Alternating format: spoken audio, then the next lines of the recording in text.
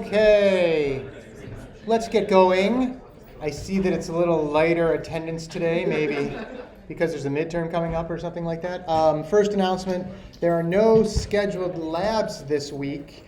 I'm going to talk to the CAs about possibly using the lab time for like a review, but we've kind of figured that you have midterm to study for, you've also got an assignment in the works, and so you don't need other like lab stuff piled on. So there will probably be some CAs doing something then where you can go and do a review if you want to.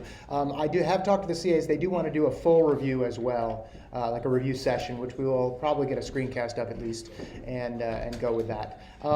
Sorry about the size of the font on here. I'm not sure why it's not bigger. Oh, maybe I can do that. There, now it's bigger. We'll see if that actually works. So today we're going to continue our path into multi-threading.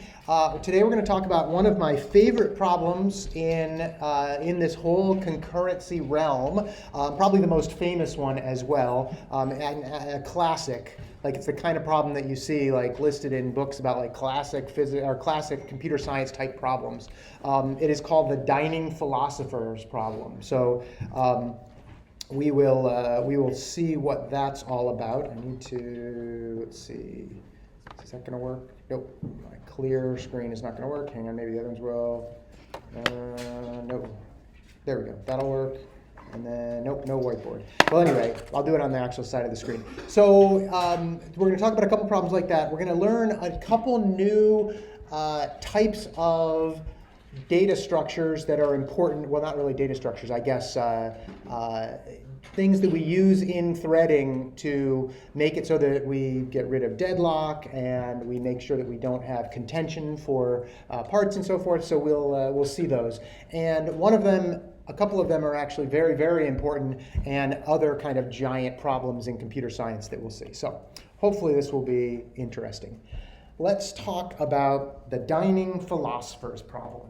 So we're talking about threading, we're talking about doing multiple things at multiple times. There's a classic problem here that is about trying to avoid deadlock. Now, Phil showed you some things on Monday that avoided some deadlock, but we're going to see a problem here where it's a little bit more difficult to maybe figure out that there's actually contention here and to figure out how to solve it. And so we've got a couple different ways of looking at the solution for that. Okay, here's the deal. We've got 5 philosophers. Here, I'll do this on the board I'll actually draw this out. Let's see if I can do this. Okay, we have 5 philosophers. They are sitting around a table. Here's a table, and there's philosopher 1, and philosopher 2, and philosopher 3, and philosopher 4, and philosopher 5 sitting around the table. And they like to think because they're philosophers, and they also like to eat because it's dinner time. And so what they do is the philosophers each spend some time thinking, then they spend some time eating, and then they think, then they eat, then they think, then they eat 3 times. Okay, that's the way the problem is posed, the kind of general problem that's posed. And when the philosopher is done thinking, the philosopher goes and starts to eat, but beforehand, there are forks on the table. And these are going to be some forks. And it turns out that the number of forks, there is a fork to the left and to the right of each philosopher, like that. Okay? And the philosopher, in order to eat, and this is like bowls of spaghetti on the table, I guess, they need to grab a fork with their left hand, and then they need to grab a fork with their right hand, and then they need to, for some reason, eat like this, which doesn't make any sense if you're eating spaghetti. I've also seen this with chopsticks, which I think is much better, except that you don't eat chopsticks with 2 hands, so that doesn't work either. But anyway, that's the point. And so in order for this to happen, notice that there are 5 philosophers, and there are 5 forks, which means that not all philosophers can eat at the same time. And so we may end up running into some issues if we have this happening with with the code that we try to model this with. Okay, so let's write a little bit of code to actually start this whole process off. And remember, we have to set it up, and we got to model it using threads because we want them all to be able to think at the same time, and if possible, the ones that can eat at the same time. So we're trying to do this concurrently, and that's the deal. So let's look at a program I'm going to call let's see, dining philosophers with deadlock.cc. So you will see that there may be some issues with this code. Okay, so here's what we're going to do. Let's write these functions. We've got a think function, an eat function, a philosopher function, and a main function. Let's take them in kind of opposite order here as we go. So let's look. So for our main, here's what we're going to do. We are going to set up, because we have these forks, and you want the philosophers to be able to grab a fork and no other philosopher will be able to grab that fork. We're going to set up some mutexes, which are locks that we will use to say if a philosopher has a fork, then the other ones will not be able to take it. Okay, so let's do that. Let's come up with some mutex. And let me do this so I get it a little higher on the screen for everybody. There we go. Okay, mutex, forks, okay, and folks, how about forks? There we go. Mutex forks, and let's do 5 of them, okay? And then let's create 5 threads for the philosophers. Okay, and then we'll also do 5 of those. And we can make this more generic for the number of philosophers. For now, we'll do 5, okay? And then let's actually set things up for size t, I equals 0, I is less than 5, I plus plus. Oops, there we go. And in here, well, let's create our left and our right for each particular philosopher. So if there's a philosopher, they will have a fork to their left and a fork to their right, and we'll just go through this array of forks and make it work out. We'll do it like this. Mutex left equals forks I. And then we'll do mutex right equals forks. And then what we'll do is we'll do I plus 1 mod 5. Okay, like that. And so basically, the first philosopher will get 0, 1, the second philosopher will get 1, 2, etc. And then the last philosopher will get 4, 0 again. So far, so good. That's how the forks are going to work on their left and their right. Okay, so and if I spell mutex right, that would help. Yes? Yeah, good question. Why do I put the ampersand in front of left and right? Anybody have any ideas? What's important about that? Yeah. Make it a reference. Yeah, you have to make it a reference because we want the same mutex. We don't want a copy of the mutex. You need to have the actual mutex itself that's passed to the 2 different philosophers that might be using it. So you can't be a copy in that case. Because we need to remember, if you had 2 copies and they each lock, then you need 1 mutex, which is the one that's going to take care of the contention. Is it the same as doing which? Well, we will use a ref in a second, but it is now a reference, yes. Okay, yeah, and you don't want a copy of it in this case. Okay, so we create the mutex, or we figure out the left and the right for each philosopher. Okay, and then let's actually call the thread in the thread library on this. So we'll do philosopher I equals, and then thread, philosopher, and then, it's going to be philosophers. Okay, philosopher is the name of the function. And then we're going to pass in I, then we're going to pass in a reference to the left and a reference to the right, because those need to get passed on so that each philosopher who can do that gets it, and that should do it. Okay, afterwards, let's clean up after every philosopher's done it's their thing. Size t, I equals 0, I is less than 5, I plus plus. And then we are going to simply do, actually, let's do it this way. Let's do it a little bit differently. And you have to remember to do this in this particular way or it wouldn't work. We'll do it in the C++ way. Thread reference P,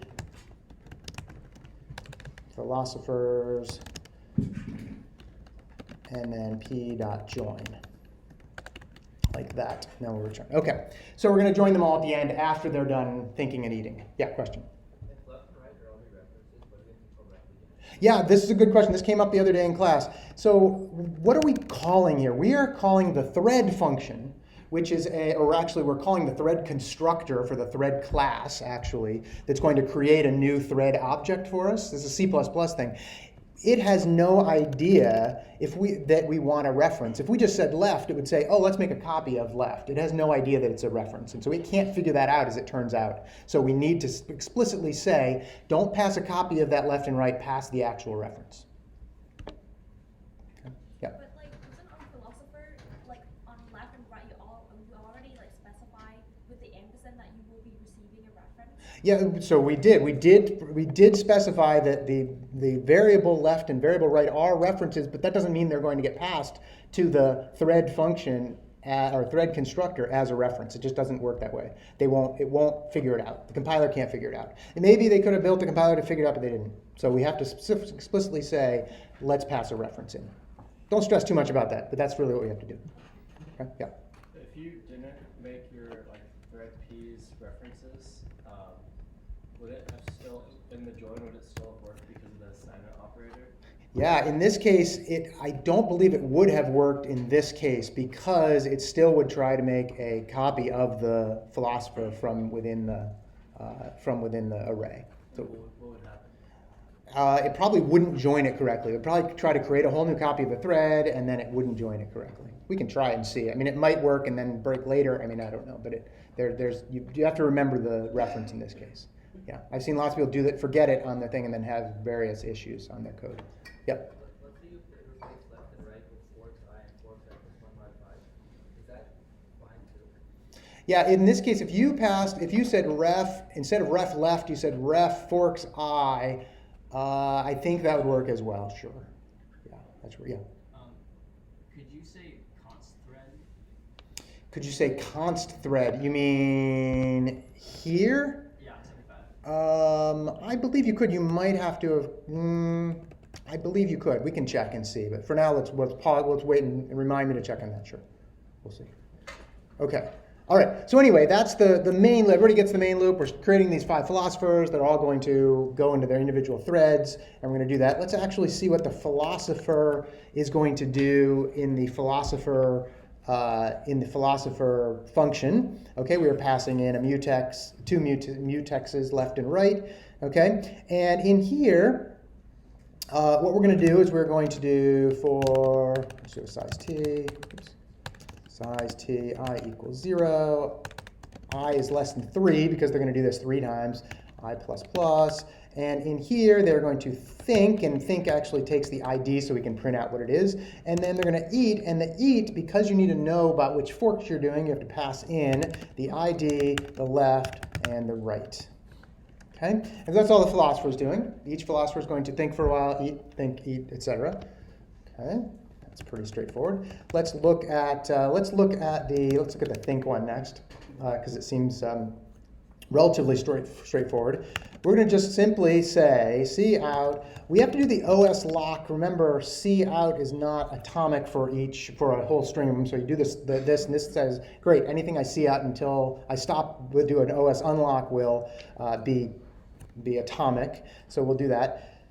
And it's cout OS lock, and then we are going to do the ID, and then we're going to say starts thinking, like that, and then we're going to put an end L on there, and then let's do the OS unlock. Some people forget to do the OS unlock, and their code seems to do great, and then it means that you've actually locked everything out from. So you got to be a little careful about doing that, so it will still actually do threading correctly so just remember to do that when you're doing it. Okay, and then after that, let's actually sleep for some amount of time. There's another function called sleep for, which just basically takes a random amount of time and sleeps. So let's sleep for some amount of time. Let's call it get think time, which is another one that just randomly, the sleep for does it for a certain amount of time. Get think time randomly chooses an amount of time to think for. And then let's actually do this again and say all done thinking. There we go. Okay, and that's it for the think. Okay. Now we get to the one that may cause us some issues later. Now we're going to actually go and do the eating. Okay, and the eating, well, what we're going to do is we're going to have to pick up the locks. So we're going to do left dot lock, and then we're going to do right dot lock, and we're going to say now we're going to pick the one up on the left, pick the one up on the right, and lock those two. And then we're going to do another cout statement. So let's pick one, and we're going to do a cout statement that says like starts eating, and let's see, starts eating, and then like nom nom nom. Okay, so they're going to go and eat. Okay, and then after that, what do we need to do? Well, we need to sleep for a bit of time. So let's sleep for, and we'll do get eat time, another function that just randomly grabs some time for us. And then let's do the same thing here, and done eating. Okay. And after that, what we can do is now we can unlock. Left dot unlock, and then right dot unlock, and that should do it. Okay? Everybody with me on what we're doing? Philosophers, they're thinking random amount of times, and then going to eat, grabbing left, grabbing right, eating, getting done eating, putting down the left, putting down the right, done, and repeat 3 times. Yeah. Is there a reason you use sleep for instead of sleep? Yeah, I think the sleep for, let me see what the sleep, let's see, I think sleep for is for a thread. So it sleeps the thread itself for a certain amount of time. If you did sleep itself, that might actually sleep the entire process, which is not what you want. Yeah, so I believe that's what's going on. Okay, did anyone see any typos? In main, use both philosophers wrong in your second for loop. Thank you very much. In the second for loop, philosophers. How's that? Yep. Thank you. All right, make dining philosophers with deadlock, and good. All right, now if we run this, okay, it'll actually go and probably work okay. All right, it'll probably work okay because the timings are actually all right. That it turns out all 5 of them aren't trying to like grab their forks at exactly the same time. So it actually worked great. And this is one of the things that you have to be particularly concerned about when you're talking about multi-threading or any kind of concurrency is you write a program, you test it, and you go, I'm done. And you think that you're actually right until that one time or that 1,000 times if you like publish an app and like 1,000 users go, hey, my thing freezes every so often when it's trying to do something. You go, oh, it didn't work, it didn't happen when I tested it. Well, you might have had this concurrency issue. So let's actually force some concurrency here. So what we can do, we should be able to throw in another sleep anywhere we want, and it should still work okay, because this is supposed like, let's say one philosopher, they sleep for a certain amount of time or whatever, okay? What if we did something like this, okay? Sleep for 5,000, right after the left dot lock. In other words, they all come in, and they all finish eating or finish thinking, go to eat. One picks up the left and then goes to sleep for 5 seconds, and then the next comes in, grabs a left, tries to go to sleep for 5 seconds, etc. What could happen here? Make, and there we go. Okay, great. They're all done thinking, and then. I bet we're going to wait here a while. What happened in this case? Yeah. Either one of you. In a circle where everyone has a left fork. Yeah, everyone now grabbed the left fork. So let's do this. So here we go. So this one grabbed the left. Let's see, is it left? This is the left. Here, the philosopher at the top here grabbed the left, and this one grabbed the left, and this one grabbed the left, and this one grabbed the left, and this one grabbed the left. This one finally woke up and went to grab a right, but there's a lock on it. So it goes, well, I'll just wait. And then they all do that around the loop, and there's deadlock. Okay, and now they're all sitting there with a left fork and starving, and that's when deadlock happens. This is what it's called, starving, actually, when your thread can't progress because it's waiting on some other thread to do something. And in this case, we've got this kind of multiple waiting. It's not many times deadlock happens when you have 2 things waiting for each other. This case is actually a little different. It's like one's waiting for another, waiting for another, waiting for another, waiting for the first, and it's kind of this big circle, and that's what happens. Yeah. So it was possible for this to happen without that sleep in the middle because, I mean, the scenario where everyone grabs the left fork is possible. It's just the timing thing? Right. So the question was, wait, is it possible even in the original? And yes, it is, because it could have been that they all happen to sleep for an amount of time, they all happen to grab the left, and we just don't know. Like, we can't presuppose that they will all be doing it in such a way that they're doing that. And they're not nice about it. They don't ask their neighbor, hey, you're using that now, right? It's just, they just grab it. And so, no. So we've artificially imposed this weight in there just to show that, oops, this is bad. And we should be able to leave that sleep for 5,000 in there, and it should always work. Okay, so now we have to figure out what to do about it. Okay? All right, let's talk about any other questions on what happened there or why it happened? That it's a problem? Okay. So this is what we just went through, and we said that it appears to work, but it doesn't if you put the sleep 5,000 in there. Okay. So what do we need to do? Well, we need to ensure that there are no race conditions. Well, it turns out we have a race condition in this case. If there's any threat for a deadlock, you have to do something about it. Okay? And so what can we do in this case? Well, the mutexes, and in fact, this says the ticket example. I just realized Phil changed it to a better example, which is the Phil's example of the images the other day. There were some issues with that, so we used mutexes to take care of those race conditions, but in this case, it's not actually working. Okay? So what could we do? Well, we could say, one solution is to say, look, only 3 philosophers can actually be eating at the same amount of time, right? Because if a fourth one tries to eat, there's not going to be enough forks left over, right? Because there's only a total of how many forks? 5 forks? So I guess only 2 can eat at a time, can't, isn't it? Yeah, I guess so. So only 2. So it's impossible for 3 to actually eat, so you can only ever have 2 to do that.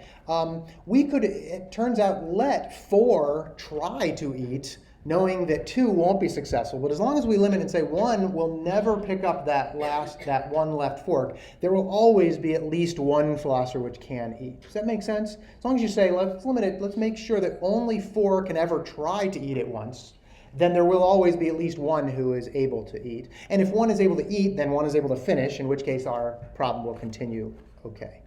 Make sense? Okay, so we can do that. Why would you want to make it so that all 4 can eat instead of just 2, even though you know only 2 are ever going to be eating at a time? It's a little bit. This is Jerry's comment from when he taught the class. He says he likes to impose a limit of 4 in this case because there's going to be the minimal amount of bottlenecking. There will still be some contention. There will still be philosophers not eating who are trying to, but you will never be in a deadlock situation, so you might as well allow that to happen. Okay? All right. So let's look at, let's look at what we're going to do. In fact, I'll open up another one here. Dining philosophers with, we'll call it busy waiting. Do we like busy waiting? No, but let's write one where that's the case. Okay, I've got most of the same stuff in here from before, so we don't have to redo it. But we're going to have to add a couple more things in here. What we're going to add, in fact, I'll go back here. What we're going to add is this idea of permits. We're going to have a variable that keeps track of how many philosophers are able to eat right now, and we're going to limit it to 4. And if that number ever gets to 4, we're not going to let another philosopher eat. Or I guess it should be the other way around. We're going to start at 4, and if it ever gets to 0, then 1 philosopher is going to have to wait. Yeah. Is permits a word used beyond this example? No, in this case, permits is, well, the question was, is permits used beyond this example? It tends to be a somewhat generic term, and we'll use it throughout this lecture for various ideas. I don't think it's any computer science-y sort of term. In this case, I'm just saying, let's just make it so there's a variable that counts how many are being used. If it ever gets to 0, don't let another philosopher do it until that. So, good question. Okay, so let's look at what how these permits manifest themselves. Okay, we can just make it's just going to be a variable in this case, size t permits, and we're going to start it out at 4. Okay, and if you have a variable that multiple threads are going to be able to change, and that's what we are having here, we are going to need another mutex, and in this case, we'll do a mutex called something like permits lock. Okay, so that's going to be another mutex for this. We are still going to have the same philosophers. We're still going to start them up. In this case, we're going to have to call them a little bit differently, and I don't know why that still says mutex t. There we go. We're going to start them up like this. We're going to say, same as before, philosophers I equals thread, the function we're going to call in our thread, philosopher, I ref left, ref right. Okay, and in this case, we also need a ref to the permits, and we also need a ref to the permits lock. Okay, why do we need all those things? Because we are need to pass along this other information so that each thread can use the permits to do its thing. Okay. Questions on that? No? Okay. Yeah. If like that variable was global, then would we need still pass it in? Yeah, if it was, so we could have done this with global variables. We don't love global variables. Sometimes they're necessary. But if we can avoid it, let's avoid it. In this case, the references allow us to avoid it. If for some reason the main function didn't join and we left a global variable up there, that might be a problem because it might get cleaned up when the process ends. But we're doing it, I guess globals would, in this case, because they're local variables, that's actually okay because we know they're staying in the function that's not dying until after we join everybody back together. But yeah, so globals would work in this case. Wouldn't need to send them by reference. Okay, yep. Do all the threads end when your process ends? Yes. Yeah, they get killed, I believe. That's true anyway. But yeah, don't forget to join. Let's put it that way. Okay. You can have threads. You can launch threads such that they're kind of on their own. I still think they end when the process ends, actually. But you don't have to join those ones. We won't deal with those in this class, though. You should always join them. Okay, so that's what's happening in main. Let's go look at the philosophy. Well, let's see. Is anything going to change? I don't think. Let's see. We've got to do the permissions. We've got some permission functions in here. We'll write those in a minute. Let's see. As far as the philosopher goes, yeah, the thing that changes about the philosopher is now we're passing in more details. So think isn't going to change, but our eat now is going to change because that's where the actual problem was. Okay. So in this case, what do we need to do? We need to in the actual philosophers one, we need to call it correctly, which is going to be like this: eat ID left, right, and then the permits, and then the permits lock. So that's how all we're going to do in the philosopher that's going to change. Think, no change for think. Eat is going to change. Now, what we're going to do for eat is we are going to actually wait for permission before we start grabbing for those forks. Okay, so we're going to write a little function that's going to do this. So we're going to say wait for permission, and then we are going to wait for the permission by passing in the permits, and by passing in the permits lock. Okay, and we're going to do that in a second. And then after we are done eating, we are going to relinquish the permits so that another philosopher can come in and do that. So in this case, we're going to say grant permission. And in this case, we have to do basically the same thing. Permits and permits lock. Okay. Let's write these other functions. Grant permission is actually the easier one because all we need to do in this case is we need to say, well, let's lock the permits lock. Permits lock. Okay, and then we just increment the permits because that's the variable that we're allowing. If it ever gets to 0, remember we have to wait. And then permits lock unlock when we're done. And that's all we need to do for the grant permissions. Okay, so far so good. Okay, the other one's a little bit more information about, or a little bit more going on here. Okay, in this case, we have to do the following. Okay, we need to do something where we may have to be here a while. So we're going to say while true, because we might not be able to get permission immediately. We'll see how this manifests itself in a second. Okay, we're going to try to take the lock, permits lock dot lock.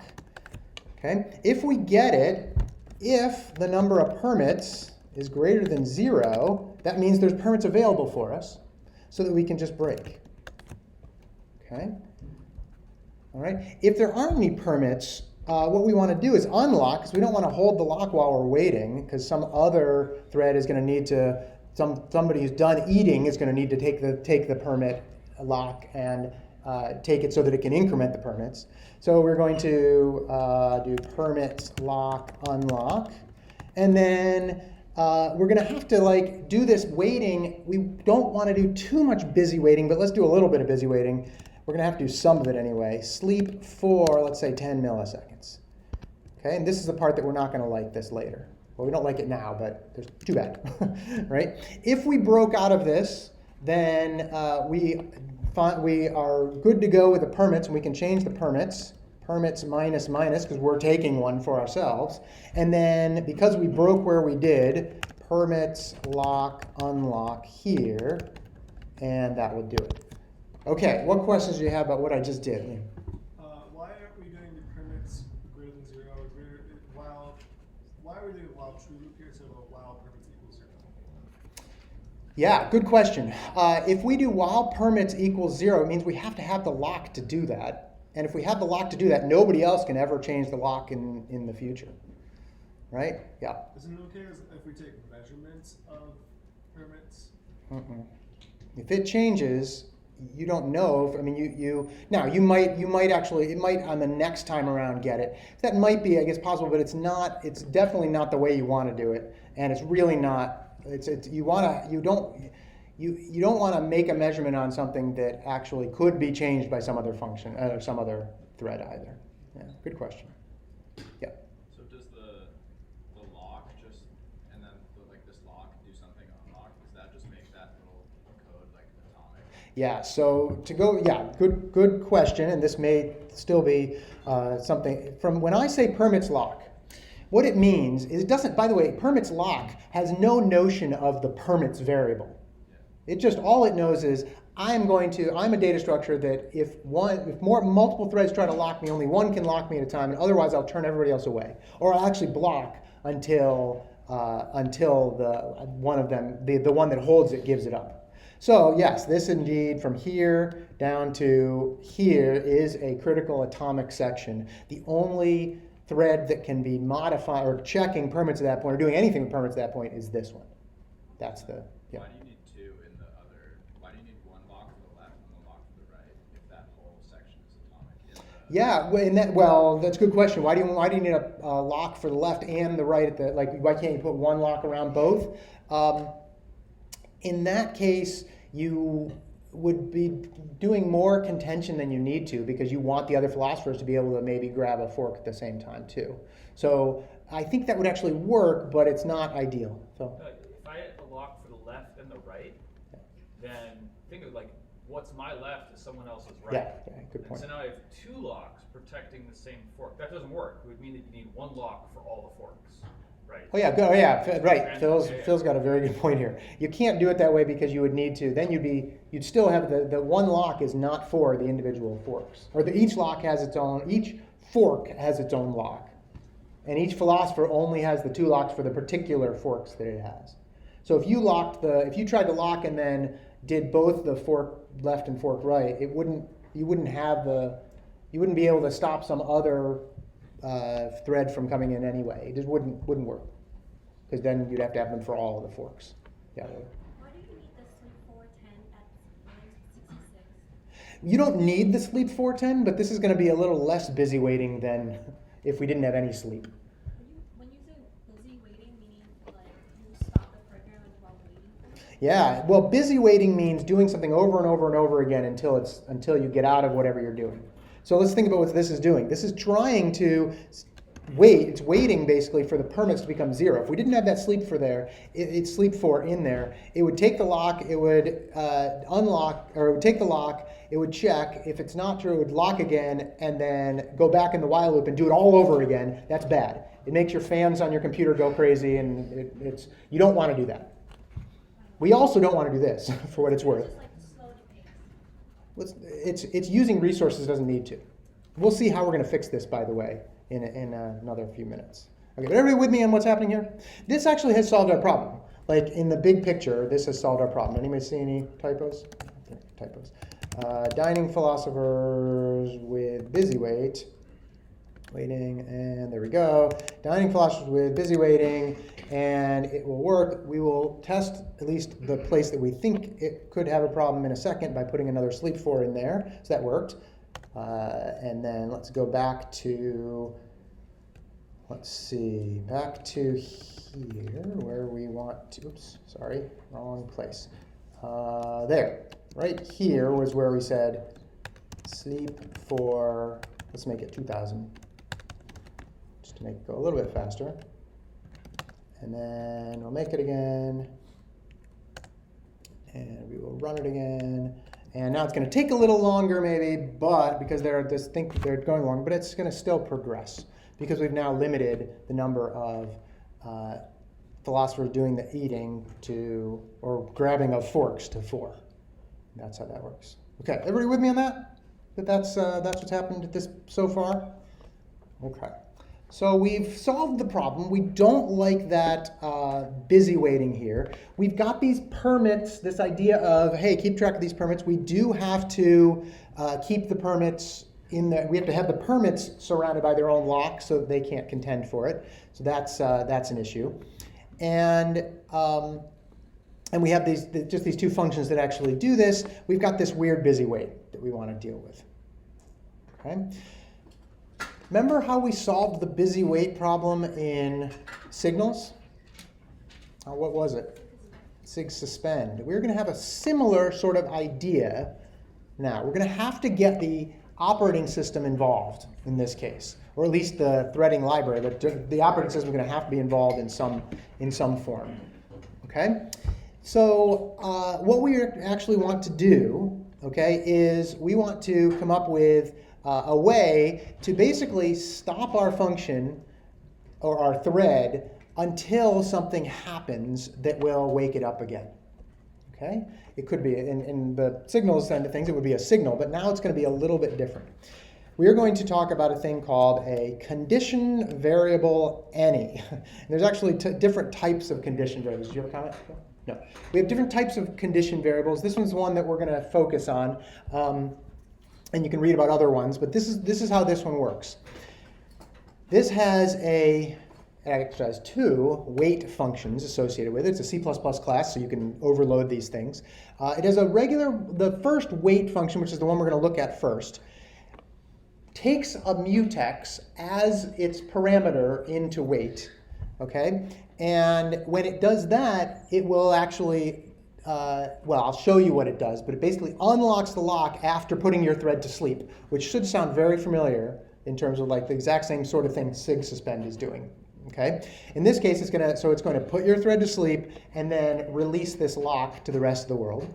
Okay? And then when it gets when the condition variable, and then it's going to just kind of sit there. When another condition variable when another thread calls notify, either the notify one or notify all, then the thread that's waiting will wake up. Okay?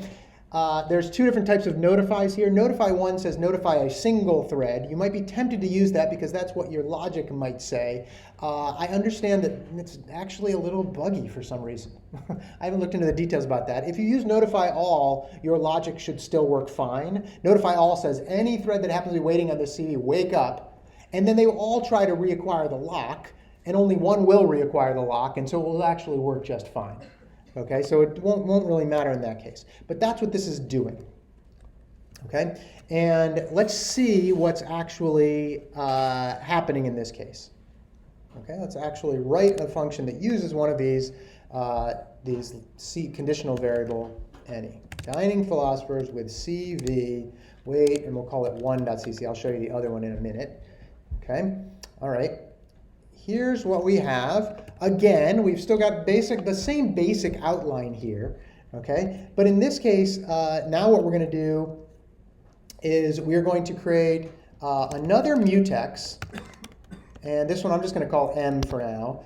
It's going to be the mutex that is going to be used by this condition variable any, because remember it needs one. And then we're going to say condition variable any, and we're just going to call it CV. Okay, and we're going to then, instead doing the same sort of thing as before, philosophers I equals thread, and we're going to pass in the philosopher, right, the function, and then we're going to pass in the ID, then we're going to pass in the ref to the left and a ref to the right, same thing as before, and then we're going to pass in, let's see, did I do this one wrong? We're going to pass in the ref to the, ref to the permits, of course. We still have the permits. And then we're going to pass in a ref to the CV and a ref to the other mutex that we have. Okay? That's what we're going to do.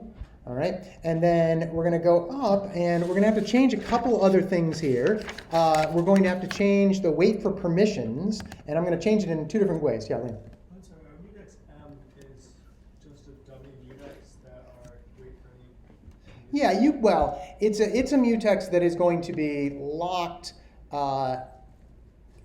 basically in order to, so that the CV can have a mutex that's a lock around this space that we were. You'll see how it's used in a second. But yeah, that's really, I don't know if it's a dummy, and we still could have called it permits lock if you wanted. It's not permits lock in the same sense as before. But it's a mutex that will be used kind of as the permits lock.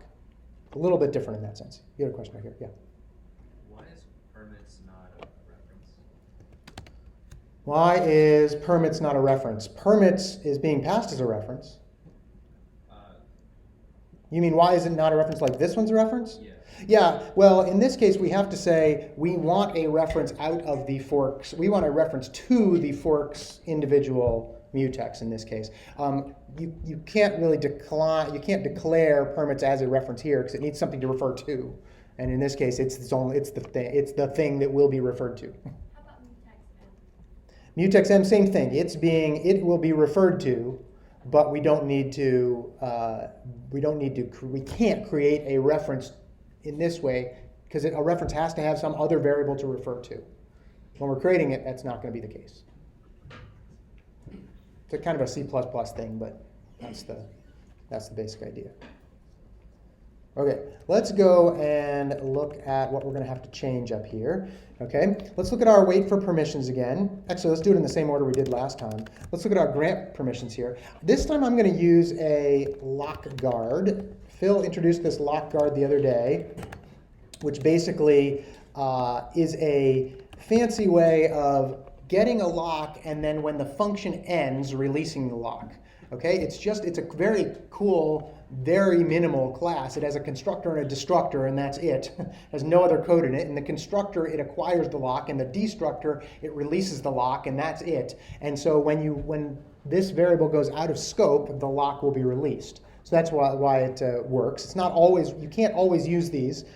In this case, we actually can.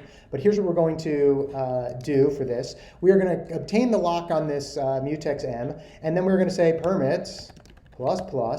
And now we need to say, okay, if the permits had just been 0, well, we need to tell somebody else to wake up. And that's the only time we need to tell somebody else to wake up. If it turns out that we were the ones who released the permit such that it went from 0 to 1, in other words, if permits equals 1, we're going to do our CV notify all, and that will wake anybody else up who's waiting for this. If we forgot to do that, we would update permits and nobody else would wake up. So we need to say, oh, in the case that we were the one that went from 0 to 1, let's wake everybody waiting for this up just so we can keep things going. Make sense? That's what has to happen there. And then in wait for permissions, we have to do things a little bit different. We can still do a lock guard in this case. And remember, lock guard takes the lock at that point. Lock guard mutex LG and the mutex that we care about. Okay, let's do this. While permits equals 0, CV.wait m. Okay, and then if we get to a point where we have stopped waiting and gotten the lock, then we can say permits -, and that's that. So what's happened here? Well, now we've said, okay, we are going to lock the lock. We are going to then go into our while loop. If permits is equal to 0, we have to wait. So then the cv.wait will make the thread sleep and then unlock the lock so that the next other threads can actually change the permits. Does that make sense? Questions on that? Yeah. If you go back into the loop again, If we go back to where? like if I guess, wait, never mind. Are you sure? Okay. Yeah. Other questions, Liam? So here we have the architecture while permits equals 0, but it's okay because we've locked the permits. We still had the while loop earlier, right? You had asked the question about that, but in this case, I mean, we're what's happening here is, could you have done this with an if? I think there's a small likelihood that that what would happen is this would wake up, not acquire the lock, and then go back to sleep and then never go back and check again. I think that's why you need the while in there. Yeah. So cv.wait like releases the lock again. Yeah, when you do and this is critical. Yeah, good point. cv.wait releases the lock after it puts your thread to sleep. No race condition in that case. Yeah, and then by the way, when it wakes up again, it reacquires the lock, and it has to reacquire the lock because we're about to change the permits anyway. So that's how it works. All built into that wait function. Yeah, it's kind of nice in that case. Okay, a couple questions over here and then over here. Yeah, go ahead. So, cv.wait opens up the lock. What's stopping another thread from getting it, waiting on the lock position? Yeah. Entering into the while loop? Such a good question. What's stopping another thread from doing the same, getting in here? Nothing. You can have multiple threads waiting on, you could have multiple philosophers waiting on it. Now, it'll turn out that we had 4 permits and there's only 5 philosophers. So it would probably work out okay, but that's okay. It won't be that, there will always be some philosophers which are going because we have 4 permits available. So there's nothing, and by the way, it's also nothing stopping another thread from preempting this one later if they're both waiting. That's also could be the case. Yeah. And doesn't that kind of, doesn't that kind of mess up the whole Google law? Which is then, if, like, position and notify all works, but then it's like a thread that's in grant permissions does notify all, and then there's like 2 threads that are in the cv.wait, and they both get notified, and then both can check the permits and both can. Yeah, good question. So the question is, the comment is, look, right here, it seems like we have a problem. What if there are 2 threads waiting, and they both get notified because we do a notify all, and they both wake up at the same time? Well, what does acquiring a lock do? When cv.wait has to acquire that lock again, only one of them is going to get it, right? So there's no way that you could have both of them. They're both going to contend for it. In fact, you can't even predict which thread. It's not like it's a queue. You got here first, you get to go out first. No, they're all waiting, and they're all going to sit there and block on that until they all wake up, and they'll all try to acquire the lock. One of them will get it. Using that assembly instruction that Phil talked about, the test and swap assembly code instruction, one of them will actually do the swap correctly. That's the one that gets to continue. Yeah. Yep. The other ones just go back to waiting. The others go back to waiting again. Yeah, and I think that's a good point for why the while loop is there, right? Because they're gonna wake up and then they're gonna not acquire the lock and go back to waiting. They could, I guess, try to acquire the lock and then stay sleeping. But then by the time they get the lock, the permits might be back to 0 again. They need to check it again. They do need to do that. Back here, and then we'll go this way. I guess Same question. Okay. Yeah, Peter.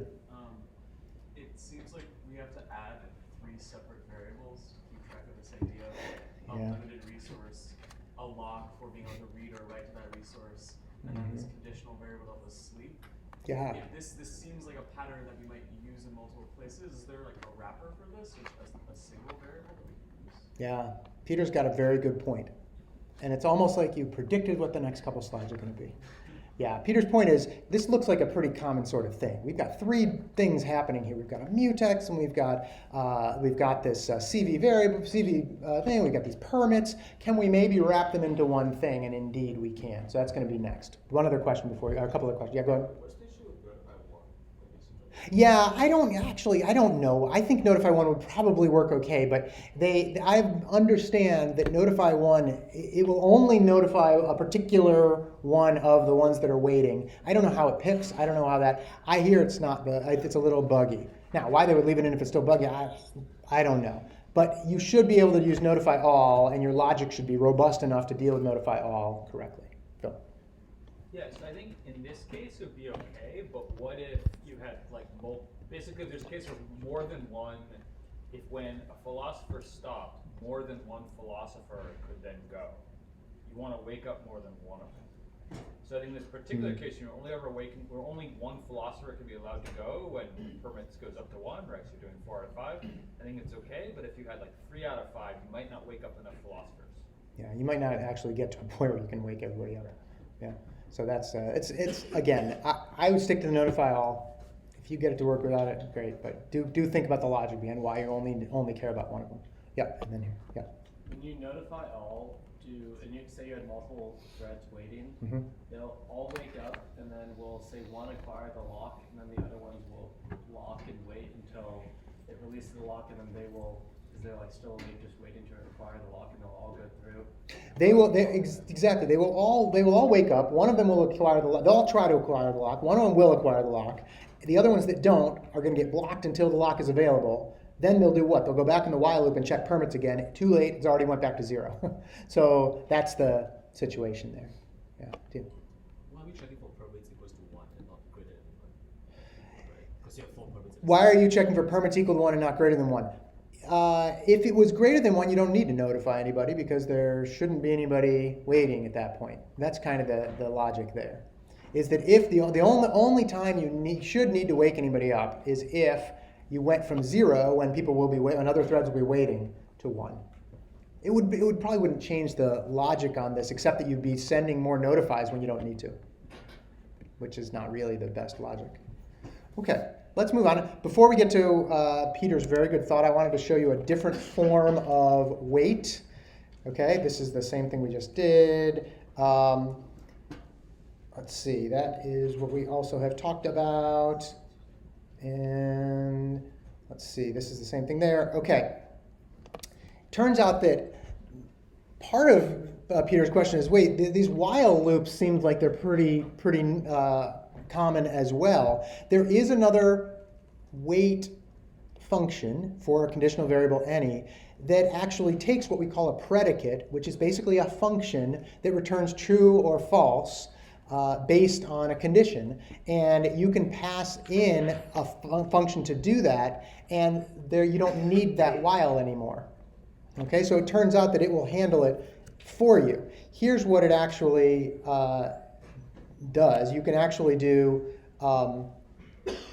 it looks like this. This is what how it is actually defined. It builds the while part into the wait function. So you're basically waiting, and really it's wait until, even though you've got a while in there, but it's basically saying, oh, okay, I'm going to pass in a function that is going to get called when I wake up. If that function is true, I will be able to move on. Okay, so that's it's basically until that function is true, we're going to move on. Here's how it manifests itself in our code. Okay, it looks like this. We basically, hey, recognize this bracket, et cetera, et cetera. Oh, it looks like a lambda function. Okay, we're going to do that because this is what we're going to do here. In this case, we're going to obtain the lock using the lock guard. We're going to then call this cvWait with a lambda function that says, oh, okay, capture the permits so that we can check it in our lambda function, and then return permits greater than 0. And until permits becomes greater than 0, we're going to just sit there and spin and wait. It's not a spinning wait, sorry. It's actually a legitimate pause the thread until it gets woken up by a notify. Okay. All right. So that's that. You will use those as well. It just makes it easy because that's used fairly often. Now, let's see. Is there anything else that we haven't really talked about here? As Peter said, this is we've used these 3 things here to actually take care of this idea of having these permission slips or permissions. Okay, this would work for any number of them, as it turns out. It would work for any number of them because we could just update or increase the number of permissions, and as long as our logic is right that we limit the number to the amount that can actually get work done, then we'll be fine. Okay, but this is so useful that we have another idea for it, and it's called a semaphore. Okay, it's called a semaphore, and a semaphore takes these three ideas and puts them together so you only ever have one variable you have to work with now. Okay? It turns out that C++ does not have a semaphore in the language. And if you go and look up why this is the case, if you go look it up on Stack Overflow or whatever, you'll find out that various people say, well, it's just so easy to write, why would they bother? Now, it doesn't stop them for other things, but so I don't know. But they didn't do it, but I'm going to show you how to write a semaphore and capture all these things into one thing. And then from now on, we'll be able to use it. In fact, we give you a library where this is already built for you. Okay, so that's what we're going to take a look at. So the semaphore constructor is pretty straightforward. I'll make this a little bit. In fact, I don't think we need the dining philosophers there anymore. There we go. The semaphore is fairly straightforward. Okay, here's what the wait function actually does. Okay, the wait function does the following. It obtains a lock, sounds familiar. It then waits on that lock using this while loop kind of construct that's built into the CV variable wait, and then it decrements this value that is there. Did I miss a slide? No, we didn't actually have the actual function in there, but that's what the wait does. So it puts all this together for you. Okay, when we're doing this wait. Why do we have to capture the this in this case for our lambda function? Well, it has to do with the fact that we're in a class now, and value, which is going to be a class variable, has to get captured, and you can only do that through this. So that's why that is in there.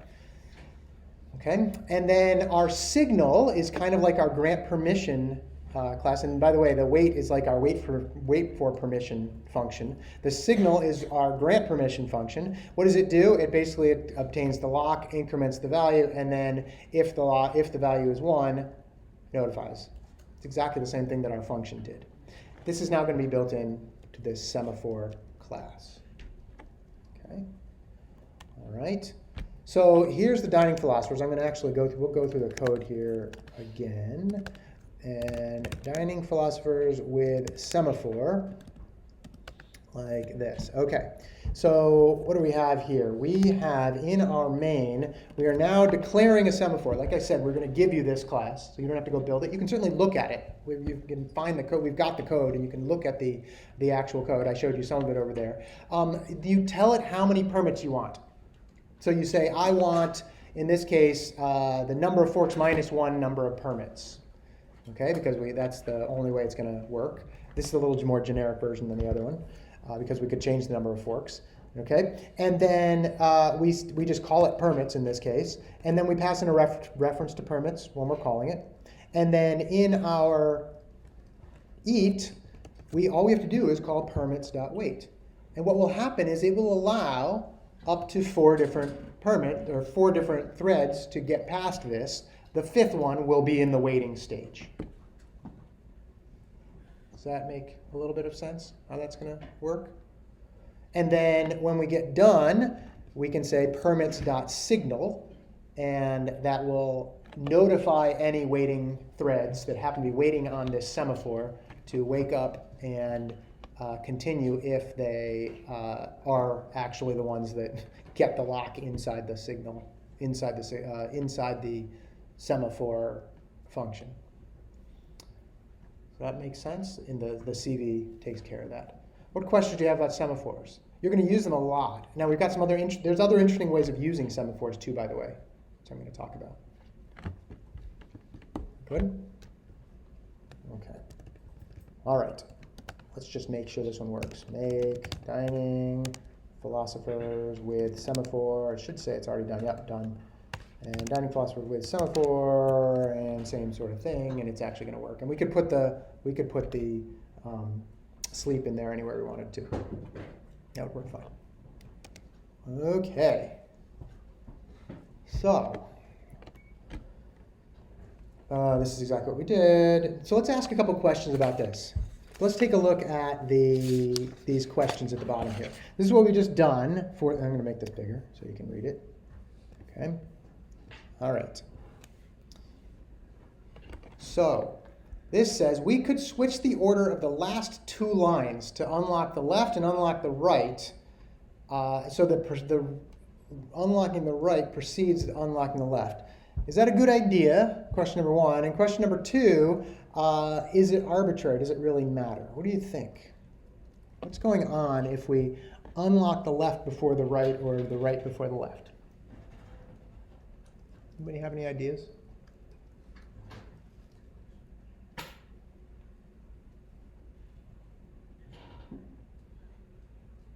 Yeah. Well, I don't know how atomic this is, Mhm. but if everyone's always going for the left first, then it makes sense that you'd unlock the left first. But if you switch them, then couldn't it be out of order? Could you end up with just like a weird imbalance of forks? Yeah, it's a good question. Will you end up with a weird imbalance of forks? Probably not. There might be some more contention in this case because of the way when we've put these weighting things. But really, it is kind of arbitrary in this point. Whether you put down your left or your right, some other philosopher is going to then be able to possibly pick that up. So it's kind of a trick question in that sense. It doesn't really matter, as it turns out, even though it looks like it is. This is not the case where it matters because, I did left first, then right. I have to do right, unlock right first, then left. That's certainly not the case. But it doesn't actually matter in this case.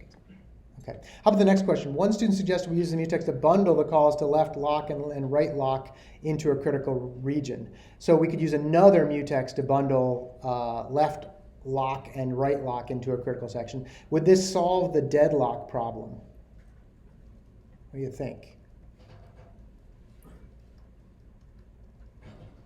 I actually think it would solve the deadlock problem in this case. You would then you would always be, if you're grabbing your left and your right, you're always grabbing your left and your right. And if you can't, then, well, that's the way it goes. But you're always going to be able to do that. So I think that one's actually okay. Yeah, Phil? When you're done, we're saying one little thing about the first question. Oh, go to the first question. Yeah, so one thing that's interesting here is the order in which you unlock them isn't super important, but it turns out the order that you lock them is. So imagine rather than saying left.lock or right.lock, you randomly chose to do the left first or the right first. Right? You randomly chose, some people will take left first, some people will take right first. Okay. So, then imagine that you have two people at the table. Let me draw this. Yeah, so basically there's this situation where it can be that, look, one of them, like if you have this case where if both of them are trying to acquire the same resource, let me try to find a way to articulate this. Is it going to work with this if we do Yeah, that? because this is already a deadline. But essentially, you can get into a situation where if, let's say there are two people sitting, I think this is the example, two people are sitting at the same chair, right? And they both try to acquire left, they both try to acquire right. So like I've got my son in my lap and he reaches for the left fork, then he reaches for the right fork. As long as we reach for them in the right order, one of us will win. Because if he gets the left fork first, I'll block, and then he'll get the right fork. But if we go in different orders, then we can get into the dynamic philosophers problem. So it turns out that you want to make sure that you always take locks in the same order. You never do them in different orders, otherwise hilarity ensues. Take them in those orders. Yeah. Because two things that have the same order of locks, they're taking the same locks, they can deadlock because they're not doing the same order. So. Okay, good. All right, let's look at the third question here. We could lift permit's signal call up to appear in between the right lock and the first see out statement. So basically, the permit's signal could happen here. Okay, does that matter?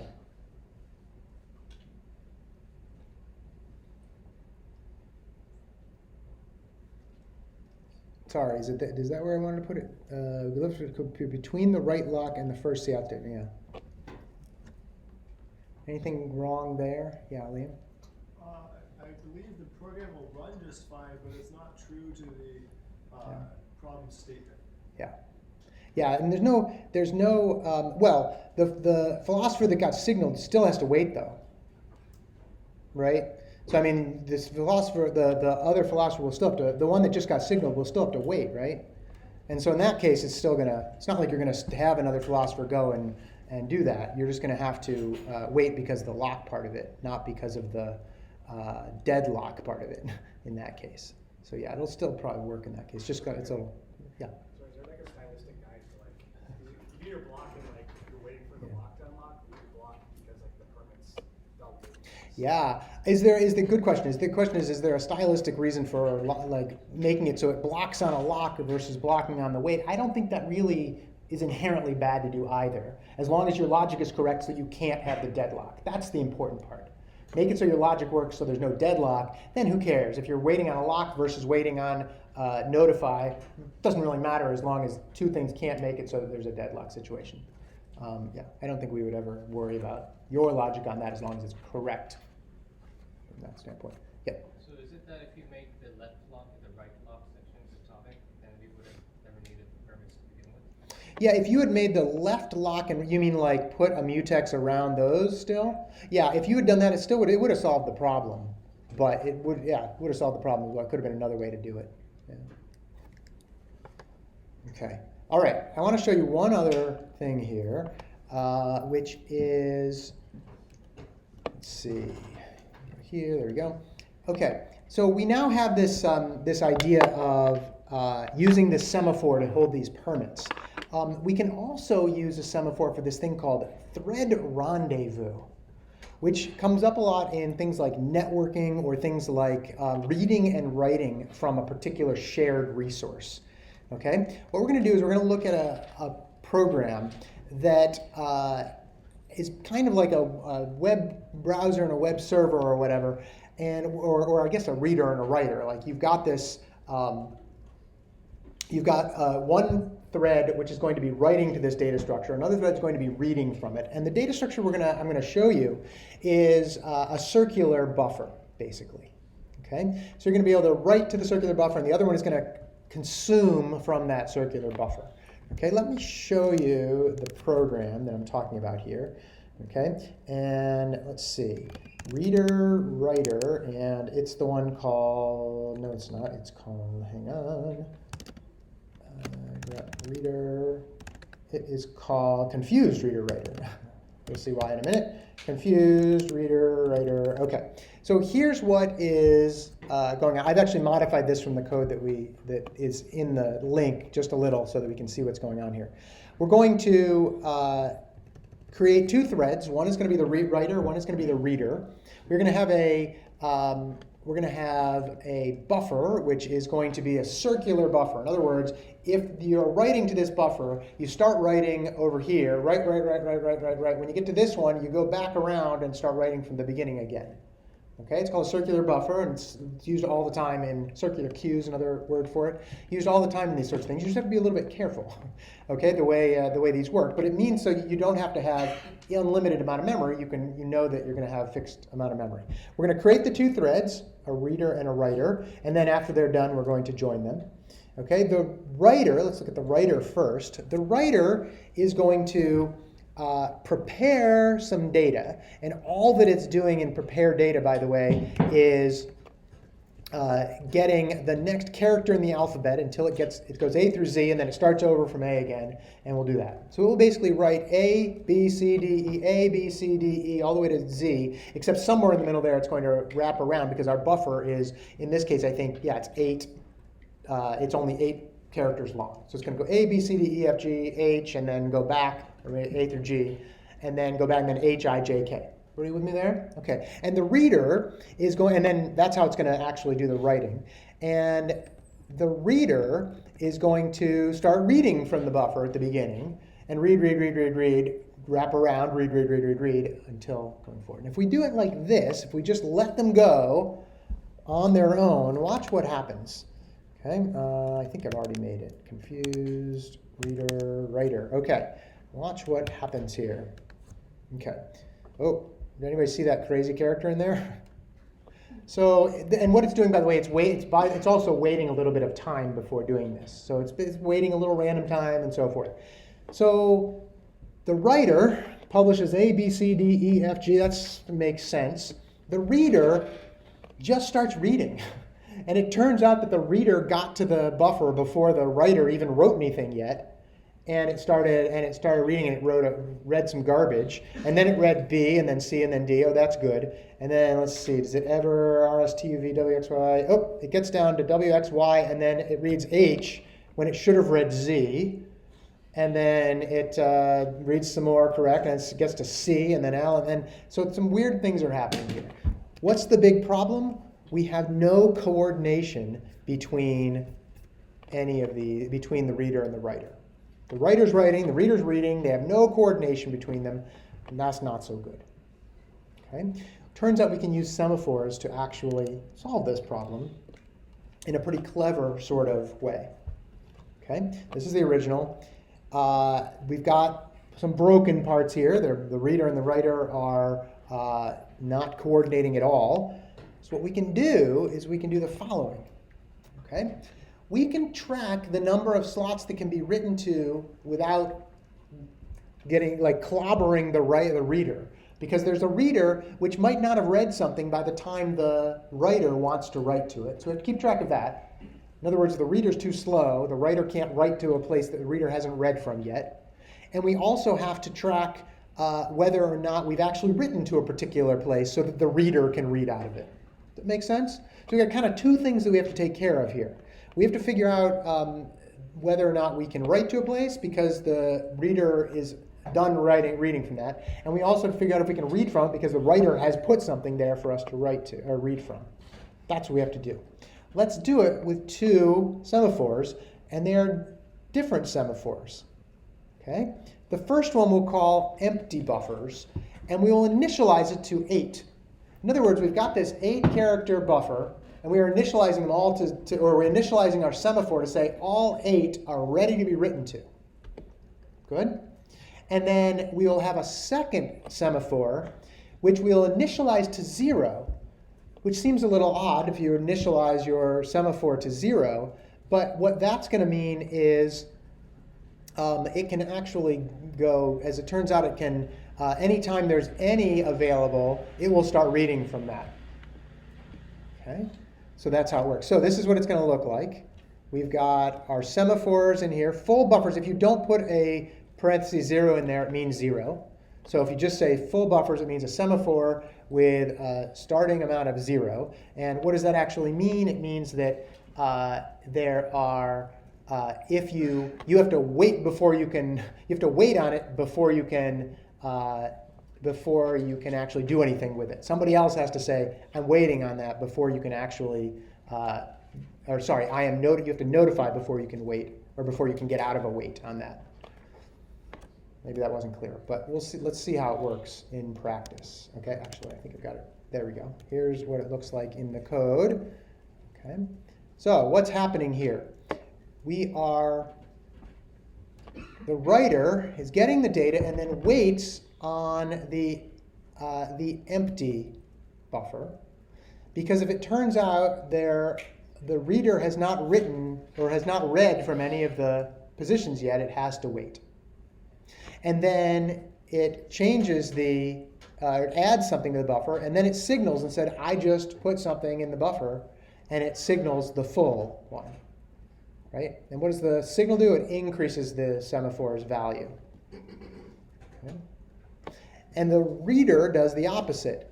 The reader starts out and it waits on the full one. Now, the reader is going to have to wait at the beginning because full, we said, starts at 0. So it's just going to have to sit there and wait until the writer has written anything. And so it actually waits. Then it reads from the buffer, and then it signals and say, oh, I just freed one. Okay. And then it processes the data and goes on. Okay. Let's see how that manifests itself. And let's see, this is just reader, writer. There we go. Okay, I'm going to hit return. Watch what happens when I hit return. I hit return now. A little time goes by, and then boom, it starts doing that. What was up with that time? Oh, and by the way, let's look at what we've done. Writer writes A, B, C, D, E, F, G, H, I, J, etc. The reader reads A, B, C, D, E, F, G, H, I, etc. What was that little pause at the beginning? Anybody know what was going on there? Yeah. We were waiting until the buffer was full. We were waiting. The reader was waiting till the buffer was full. So that's why the reader was waiting. The writer, it turns out we put a little random sleep in there so that the writer wrote something, waited a little bit, wrote something, waited a little bit, wrote something. Until it had written something that the reader could read from, then it had to wait.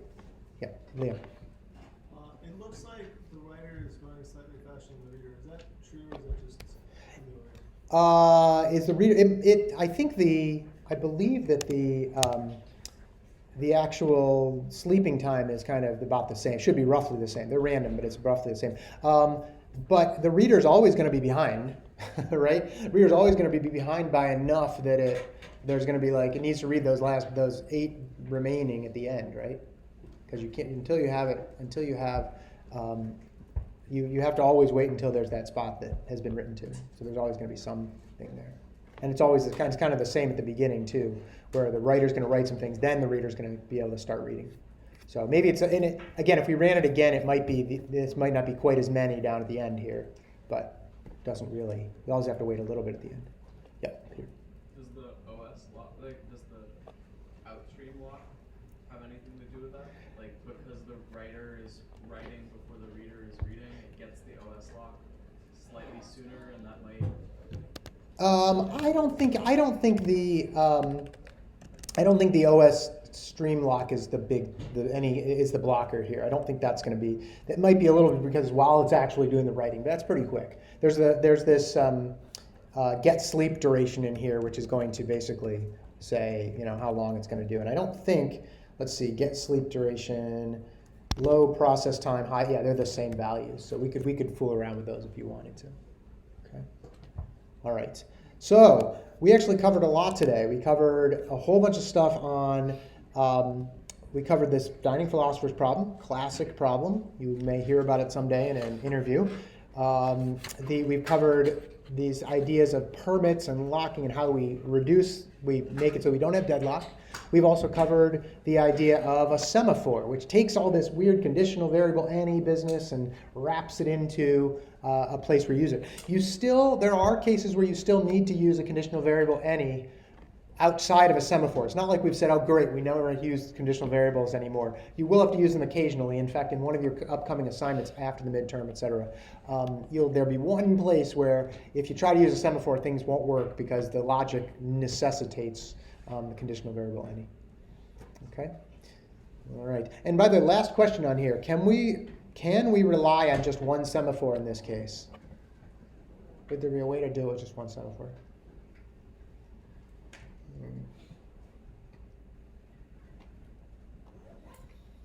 Anybody think they have any idea?